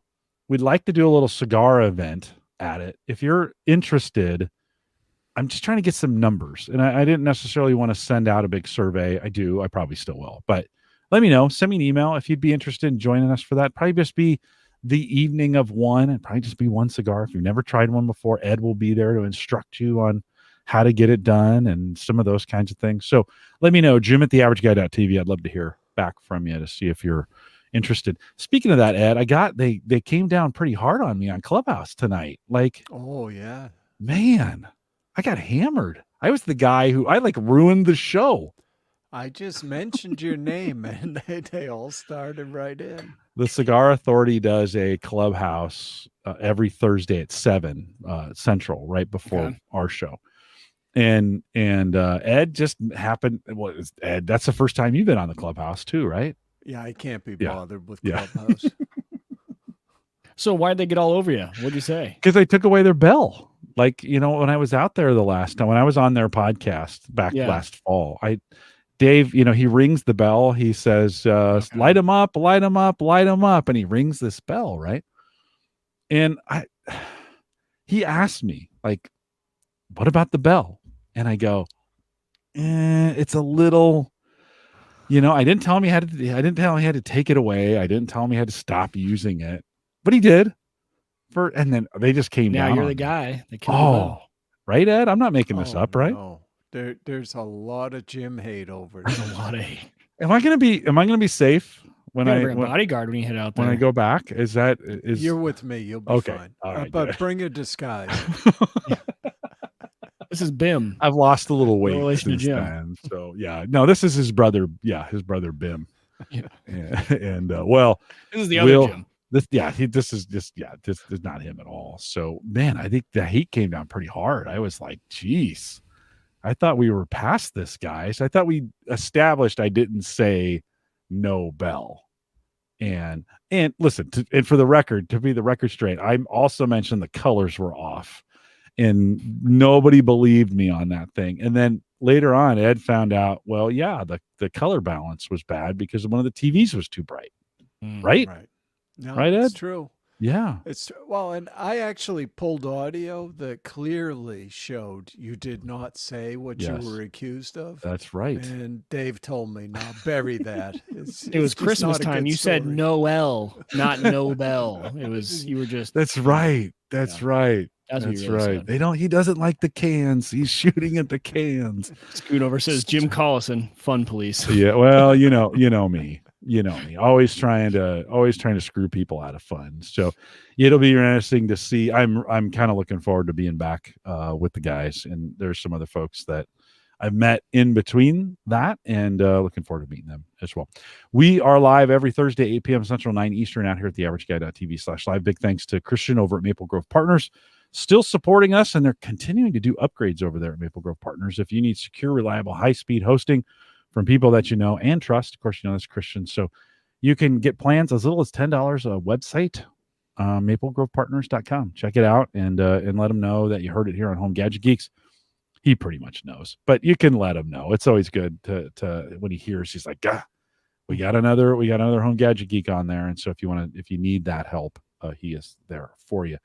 If you're listening live, stay around for some post show. If you're listening to the recording, head out, and you're interested in the cigar thing, man, don't forget to send me an email. But if you want to join us for that in the post show, head out to theaverageguy.tv on YouTube, and we'd love to see you there. With that, we'll say goodbye, everybody. All right, Ed. I'm the average gadget geek. Right. We had you on last year. We talked about cigars a little bit. I'm the average gadget geek. I'm thinking about, like, because cigars have gotten popular. I mean, I think they've even got more popular than a year ago when we were talking about them. Do you think? I think the pandemic time. Yeah.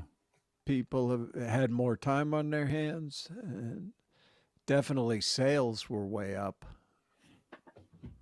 Yeah, it's so much they've been hard to find, right? In some cases, they are hard to find. But I was at a cigar shop yesterday, and they had plenty. So it's not like it's not like we're getting a total run. So if I'm let me give some examples here as I just kind of think about if I'm just thinking about doing this, right? Getting into this, and your kind of typical cigar kind of looks like this, right? It's kind of, this is 6x50 maybe, right? The length by the ring gauge exactly on this thing, right? So 50 is this way, the length is this way, and the ring gauge is a little bit odd. It's in 64ths of an inch, so that's 50 64ths of an inch. That's like quarter sawn lumber, Oh, hold on, Mike, you muted. Wait, sorry, that wasn't a joke. That's really how they're measured? 64ths. I did not know that. So a 64 ring gauge would be 1 inch in diameter. Yeah. Okay. So, but they kind of go industry-wise, they kind of go 30, 40, 50, 60, some 70s. You get some big fat ones like this, right? That's a scary one. Yeah, that's it. I think you called it a clown cigar when I bought this one. I still have not. I haven't smoked this it's one shaped yet. exactly like one of those cartoon exploding cigars. It is. So I may bring this one with me. It's called a lunatic. So I mean, it's got that going for it, right? So again, this is kind of the traditional when we think about the size, right? When we think about that, we think about it. But if I'm in these are budget. Like I bought these are Fumas. These are Rocky Patel Fumas. They're cuttings from his Edge series, and they're a couple bucks as opposed to $8 or $9 or $10. But that's this size. Is it better if I start? This is a firecracker. These are pretty nice. This is a little shorter than most. But is it better to start with something smaller if you're new, or does it matter? I don't think it matters a lot. Usually with a new smoker, I'd go for a Robusto size, 5x50. Okay. And, you don't go with something too expensive. If people get sick of it, well, just stop smoking it. That's hard for me, though. Like, I want... Oh, did Mike buy those things? Or what? Oh, yeah. I didn't see this coming. Okay. All right. You switch it over, Mike. We'll get it figured out here. So, Ed, what you're telling me is, and the other thing I've gotten into with the kids is these little cigarillos, right? Yep. So they come in these little tins. They're pretty. I mean, these are really easy 20-minute, right? Maybe. What's the difference between this and a Lancero? A Lancero would be actually a 7x38 ring gauge. So it'd be really... Yeah, those are shorter. Be something like this. Yeah, that still looks a little bit shorter than a Lancero. Okay. It'd be a little bit longer. Yeah. Okay. Yeah, this is supposedly, this guy said this is supposed to be a Cuban. So I said probably not. Probably not if it has cellophane on it. Oh, okay. Except for the machine maids, the Cubans don't generally have cellophane. Okay. So Robusto 5x50. If I find something that's a 45 or 47 and it's maybe 4.5, that could be a good size to start with too. Something fairly reasonable, right? Yes. Okay. Mike, you seem to have a lot there, Jim. No, these are just props. These see, there's no cigars in this. No, I have one more too. But anyways, Mike, did we change over on microphone? Is that what we're doing? I did. I don't know if I have the settings right. Can you? Well, does it sound okay? Tap on it. It's definitely coming through here, I think. Right here. Oh, there we go. Yeah. So is it coming through there? Okay. What are we hearing you on? Okay, so and we don't need to do the full review. I literally just wanted to, in the post show, test it out to see if it worked. And actually, I bought the lapel for it too. So I do have the lapel mic. And actually, okay, what is it? Tell us what it is. Yeah, so this is the Rode Wireless Go 2s. So there is the cord's not long enough, but the great part about this is, so it's a wireless microphone set from Rode.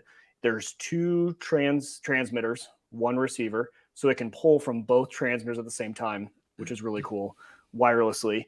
And the receiver, the cool thing about it is usually, a lot of these have the analog outs, right? And so you'd plug it into a DSLR. It has that, but it also has USB-C. So all I did right now was plug the receiver into the computer via USB cable, and it just the computer recognizes it as a microphone, and it pulls it right in. So the way I'm talking right now is going directly into the box. So there's a built-in microphone. It also comes with these little wind covers, which are a lot better than the previous versions. These actually twist and screw in, not just snap in, so they actually stay on. And then, like I said, the other thing I want to try out at some point, it's actually upstairs, but I also there's a microphone jack, so you can use a nice lapel mic, because this looks a little funky, right? Having this on your shirt. So I have the regular lapel that would plug into the top. You'd clip this onto your belt. But so, Jim, I'm curious, audio quality from just this thing, is it decent enough that you could use? It's listenable. Okay. I wouldn't want you to. Is it hot? Because as far as volume goes, Ed, how would you turn down the receive? Because it seems to be peaking a little bit. Yeah, Ed, how would you describe the audio? I think you get a lot of room ambience from that. Okay. So, but not like it would be a bad laptop mic, like better than a bad laptop mic for sure. But just for fun, try talking into it more directly. I just want to see. Yeah, just hold it up. Yeah, so if you had it up here, is it any little- better? yeah, Does a it little clear up a better. little bit? Yeah. Yeah. And also, if I put it up here and then maybe I back down the gain a little bit, so I'm turning the gain down so it's not as hot. Is that any better? About the same. About the same. And I'd be curious too, once you plug in the lapel, right? Get a nice lapel mic that's up here. But but you're right. It's going to pick up a lot of room noise. I'm in a basement with a lot of concrete, so obviously I've heard worse though. It's I've not a heard way replacement, worse. but I think for something like Zoom, and especially for when I'm doing YouTube videos, the fact that this follows me around everywhere, you're not tied, or if you're doing a presentation for Zoom in front of a room, as simple as plugging this wireless mic into the computer is pretty cool. Yeah. However, the one thing I was going to bring up, and the reason I brought it up actually, and I'll switch back here in a second, but the reason I brought it up, so just during the show, at the end of the show, I was pulling these out to show. I went to peel, so they come with, the little plasticky covers that cover it. Mm-hmm. I went to pull that off the receiver, and it pulled the whole front off the receiver, like into the guts of the thing. Oh. So, but good thing about Rode, within 2 minutes, I went in and had a RMA all set up. Like it knew the product I had, tell us the issue, let us know. So that was a little disheartening. I stuck it back down for the time being, but was a little shocked about that because Rode's usually pretty good quality stuff. So I'm sure it's just a defect. The stickiness of whatever they put in there didn't quite hold. You should make a YouTube video about that.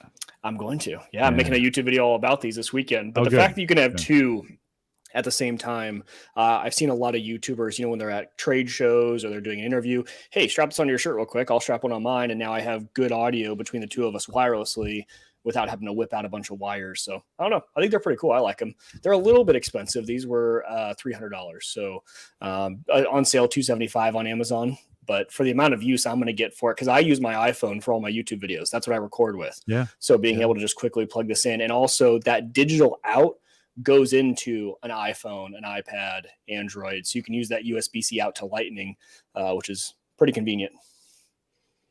We'll have to cover those on the show in 2 weeks when you're back. Okay. Right. And we'll give, they give you 2 weeks to mesh with them and get a kind of a full. Ed, what do you think from a sound, like knowing the utility of them and how you would use them? What do you think? Oh, they're definitely a decent option depending on what you need to do, right? So certainly for video, you're not going to think, okay, well, this is my good choice for podcasting. But certainly for video, it's a lot better than trying to use a shotgun mic if you have to be a bigger distance from the camera. The shotguns work great if you're in a fixed position. Right in front fixed of position the and a camera. Fixed studio where you're not having to set it up and tear it down all the time. Yeah. Right. If you have a studio, of course, there are a lot better options. But for the runner and gunner, the people who just need to set up and tear down, I'm glad to hear that it sounds good enough for that. And I actually used them in my first YouTube video being back this weekend, and I was surprised. I thought they sounded pretty decent. Sound like I was kind of right up. It sounded equivalent to the iPhone mic, but just the fact that I was 20 feet away from the camera and still sounded the same. It sounded a lot better than the iPhone mic at 20 feet. Oh, a ton better. Yeah. Because usually before, like when I was doing my barbecue videos during the pandemic, I did the shotgun mic thing, or I have a Tascam recorder that would clip on my belt, and I had a lapel mic that would record. But then I had to sync that all up in post and all that, and I was like, man, this was it's one of those solutions that if it's for you, it's for you, right? Like that would solve issues for you. Yeah. Definitely not gonna, because I'm back on this, right? What you are? What's the advertised? I'd let you know. What's the advertised range from the transmitter to the receiver? 600 feet, I want to say. Really far. And then I've watched some rain test videos on YouTube, and they're actually really good. So one guy even went to the next room over with concrete walls, and it was fine.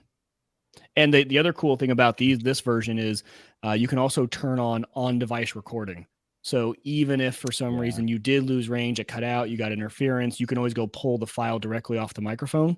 And there's nothing to it. You don't have to turn on the recording. It just does it. It's an extra setting, because once you turn it on, it's always doing it. And then as it fills up, it just deletes the old file. So you don't have to worry about it. It's one of those turn it on, forget it. If you ever need it, you just know it's there, and it was backed up recording. And what kind of lav mic do you have? So I went cheap, which is probably going to bite me in the long run, but I wanted to just test it out. I didn't know how often I would use the lav mic. So I went with one that actually got really good reviews. This one is made by Power Dewise. So it's a Power Dewise lav. I think I would end up, if it's something you want to do, this one said, okay, this is going to be a lot cheaper than the Rode version, but same quality. But it's obviously not going to be anything near, your $300 range lapel microphones.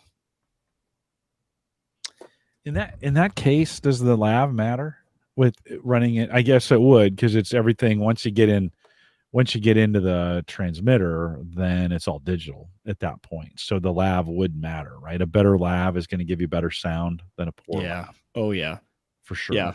Do you think you could get, Ed, if you used a $300-$500 lav on that? Do you think you could get really good sound out of it? I would hope so. But yeah, I think you can. I mean, at that point, it's just the receiver. And don't those lavs? So those lavs require? Do they require phantom power, or they do? Yeah, I think these will. There's phantom power on that. I would assume so. Yeah, and they got. Otherwise, I don't know why they would put it in there. They're just, when you think about them as a microphone, they're big, bulky, and awkward. When you think about them as a transmitter, they're not big enough. Well, right. Yeah, exactly. It's the worst of both worlds in some regards. And I like how there's a it's not going to focus. Here, hold on. There's a screen there where it shows, you got your levels, you've got connectivity between first and second mic, you got battery levels for both. So I have it turned down to negative 24 dB. You can also record a safety track. So if you want to have a track that's recording at a much lower volume, so in case you were peaking a lot, it can do that as well. So kind of a lot of those extra nice features that I think were upgrades in the wireless 2 compared to the regular wireless. It does seem like they learned a lot with that first version, and this is definitely, I don't know, Ed, do you remember what that first version retailed for? Or Mike, do you guys know? I think they were about the same price when they first came out. Obviously they've dropped since. So like, this is V2 is way better than V1. Like, when I saw the V1s, I was like, okay, kind of a good idea. Like, this is interesting. Where are we going with this? Like, what is, I saw these, people clipping them on. I still see this on YouTube. People clipping them on their shirts. And I'm like, no, I don't, Ed.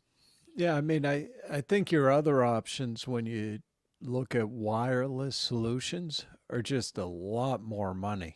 If you look at the Sennheiser stuff, for example, it's big money. So this puts it more at a consumer price level. Yeah, I mean, it has its niche, right? It's for me. It's for the YouTuber who's not going to go out and buy Sennheiser stuff, but needs the convenience. It's affordable enough. It sounds good enough for me. And then it's the multi-use. Even Hannah was like, oh, I could take those things to work when I'm doing Zooms in the class, because when she teaches from the classroom, she's like, I'm all over the place. And the microphones there don't pick up very well if I leave the podium. So she's always doing stuff. She goes, I just clip that to myself. It plugs in via USB and there's no drivers or anything. It just picks it up like any other USB mic you'd plug in. She goes, that's huge. She goes, that'd be great. And I could hand one to a student or have them be passing around for questions so that everyone else on the Zoom that's, at home can hear. So I think there's just a lot of utility to it.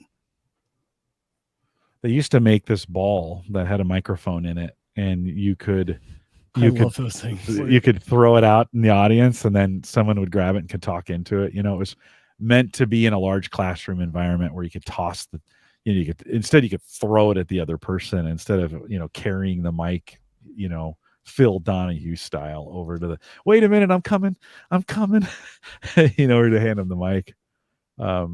Those would be good mics. Those would be good internal mics for those. It is kind of crazy that they put the mic and the transmitter all in one, so you could use it for that, and you can plug in a lav mic to it. Right. That's what I like, is the versatility. Yeah. They don't pigeonhole you into using it in one specific way. I know you mentioned that for Sammy. By the way, Ed, we are buying that camera while I'm out there. So we'll nice.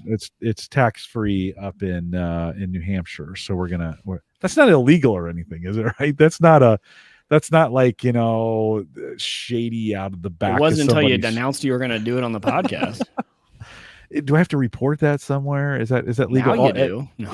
In Massachusetts, theoretically, you're supposed to self-report those purchases. Okay. Okay. I'm sure you do that every year. And I reminds like back in the day when you're supposed to self-report all your Amazon Oh, stuff. I know. Remember Yeah. that when they didn't charge tax and you were supposed to self-report everything and no one did? No. So much money was lost. But Mike, I know you've been talking to me about, that'd be a good tool for Sammy. So yeah, really I get some videos around it and I'll have her watch those, but we are going to pick up that I think the camera while I'm up there. Save me like $60. So, yeah, I'm there. I might as well. And a ton of liquor, while we're up there, because their liquor stores are gigantic. I'm bringing a collapsible suitcase. Or no, maybe it should be extra luggage. Yeah, maybe I should bring my Pelican case. That hopefully you're flying Southwest, where those 2 bags fly free. Yeah. Oh yeah, I'm bringing back some of that cheap New Hampshire liquor. So that's a good thing. See, when I buy it, I don't have to share it with Ed. He just doesn't drink it. No, so it's all for you, Jim. Yes. All right. Let's see, Ed. Anything else we should cover before we head out of here? I don't think we want to dive into the Peloton at this point. Yeah, we'll have you back. We'll have you back for the Peloton after you've used it for a while and got kind of settled in. I'm getting ready to cancel my Peloton app so that I can get a robot vacuum cleaner. That's the next. Except as soon as I was ready to pull the trigger on that thing, Dyson announced they have one that can crawl up the stairs. Like, Mike, how do you say no to a vacuum cleaner that can also climb the stairs? Because now you get 2 for 1, right? I just love the trade-off you made. They're like, I'm going to trade working out to getting rid of the one, like the one thing that cleaning like revolves around walking around and maybe even moving a little bit. Like, I want to go from extra movement to less than my movement. Yeah, I'm doing today. You know what I've learned with this intermittent fasting is that exercise doesn't matter anymore. No, exercise doesn't matter anymore. I can lose weight without exercising, and it's so great. I mean, I don't want to shatter your delusions. No. Oh no, here we go. All right. But exercise still matters. It may not for weight loss, but for Ed, general health, it still matters. No, I hear the words that you're saying. I'm glad you said it. And I understand they're English, but I spent the last 15 years of my life trying to exercise my way to weight loss. Right. And I could never conquer, because I took the Jim Fixx model, which was exercise as much as you can and eat whatever you want. That was Jim Fixx's model. And then he died at 49. So from a massive heart attack. So you got that beat. Well, so I spent 15 years doing that, right? And then finally, I was like, this might be a little bit easier if I can just get my diet in order. Like, let's get this. So I've really been for the last 5 weeks, I've really been focusing on, okay. And I'm not eating carrots and rabbit food and, that kind of stuff. I mean, I'm still eating normal food, but I'm just eating less of it. And at less times, I'm not crushing a gallon of ice cream at 8:00 at night, right before bed, like I was doing before. I'm just saying. So, it's just been a different approach. I'll get back to some of the fitness stuff. So we'll have you back on. Maybe you can inspire me with the Peloton. But I am definitely canceling Peloton to get the vacuum cleaner. Let's be clear about that. Although, is it the right time for the vacuums, Jim? Ed, why'd you have to say it that way? Like, I'm just saying that the iRobot stuff as vacuums are good. Yeah. But I think they still don't use integrated cameras. And that's sort of the next thing you want is the AI built in. I know. So that it can identify the things that it shouldn't be running over. Well, like the new, we're on these next gen mowers too. Brian says, then we'll just have to wait until the Tesla bot is sold to consumers, apparently, so they can vacuum for me.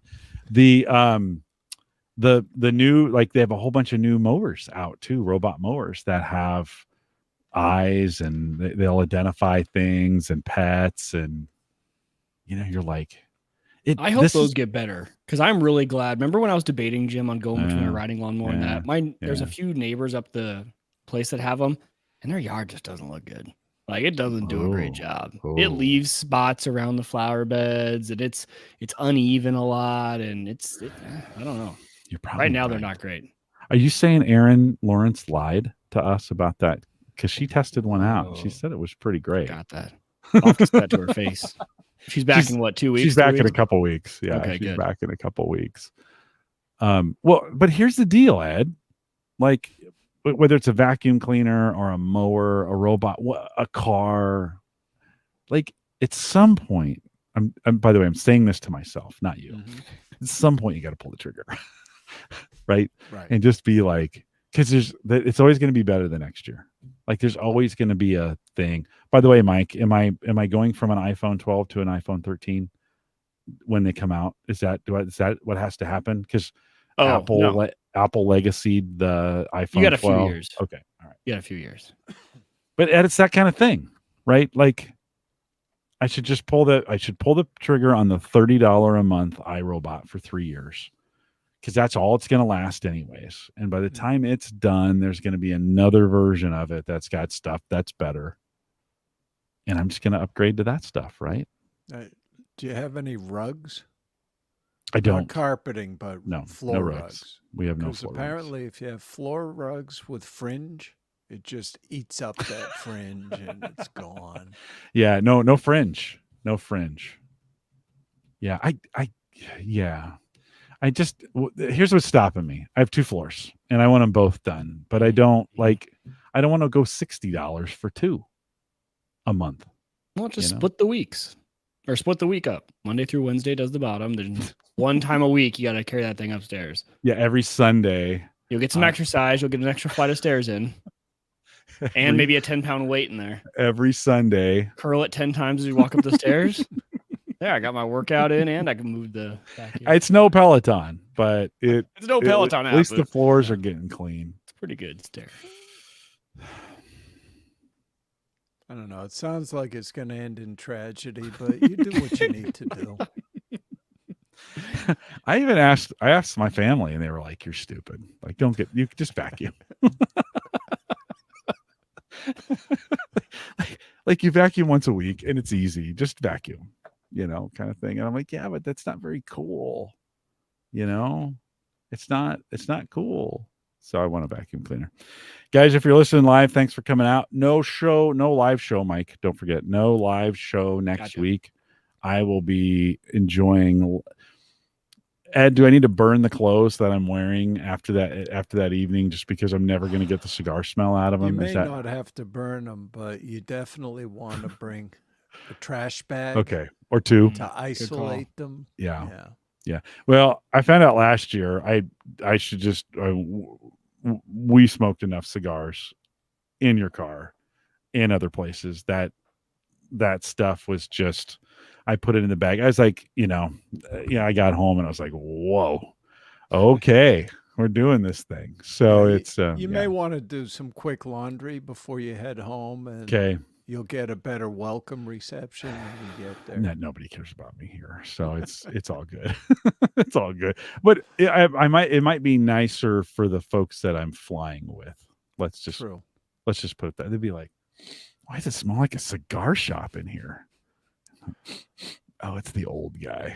And I think I'm just gonna get those, those total darkening shades and headphones. Big blue blocker glasses. Yeah, just like, so you can't even see my eyes, and then I'm gonna have a mask and then a headset so that you can't. And I might do a beanie cap just to creep people out the most. Like, don't talk to me. I'm not really interested in talking to you. Don't. Do you think they'll take me to the seat if I come dressed that way? I think they made a policy at United that they're not allowed to tape the passengers to the seats anymore. Mike, why does it have to be a policy? Like, why do we have to tell our flight attendants, yeah, don't tape people to seats? Policies just come from world events that went bad. So, yeah. And I see why. I get it. You get a real douche on there, and you're like, okay, we're taping him to the seat. How crazy! Like, how crazy did that guy have to get to be taped to the seat? Yeah. Crazy. Crazy town. All right, guys, we will see you at you guys hang tight for me. We'll see you guys in 2 weeks, and I don't know who's here, but we'll figure it out. See you guys next in 2 weeks. See ya.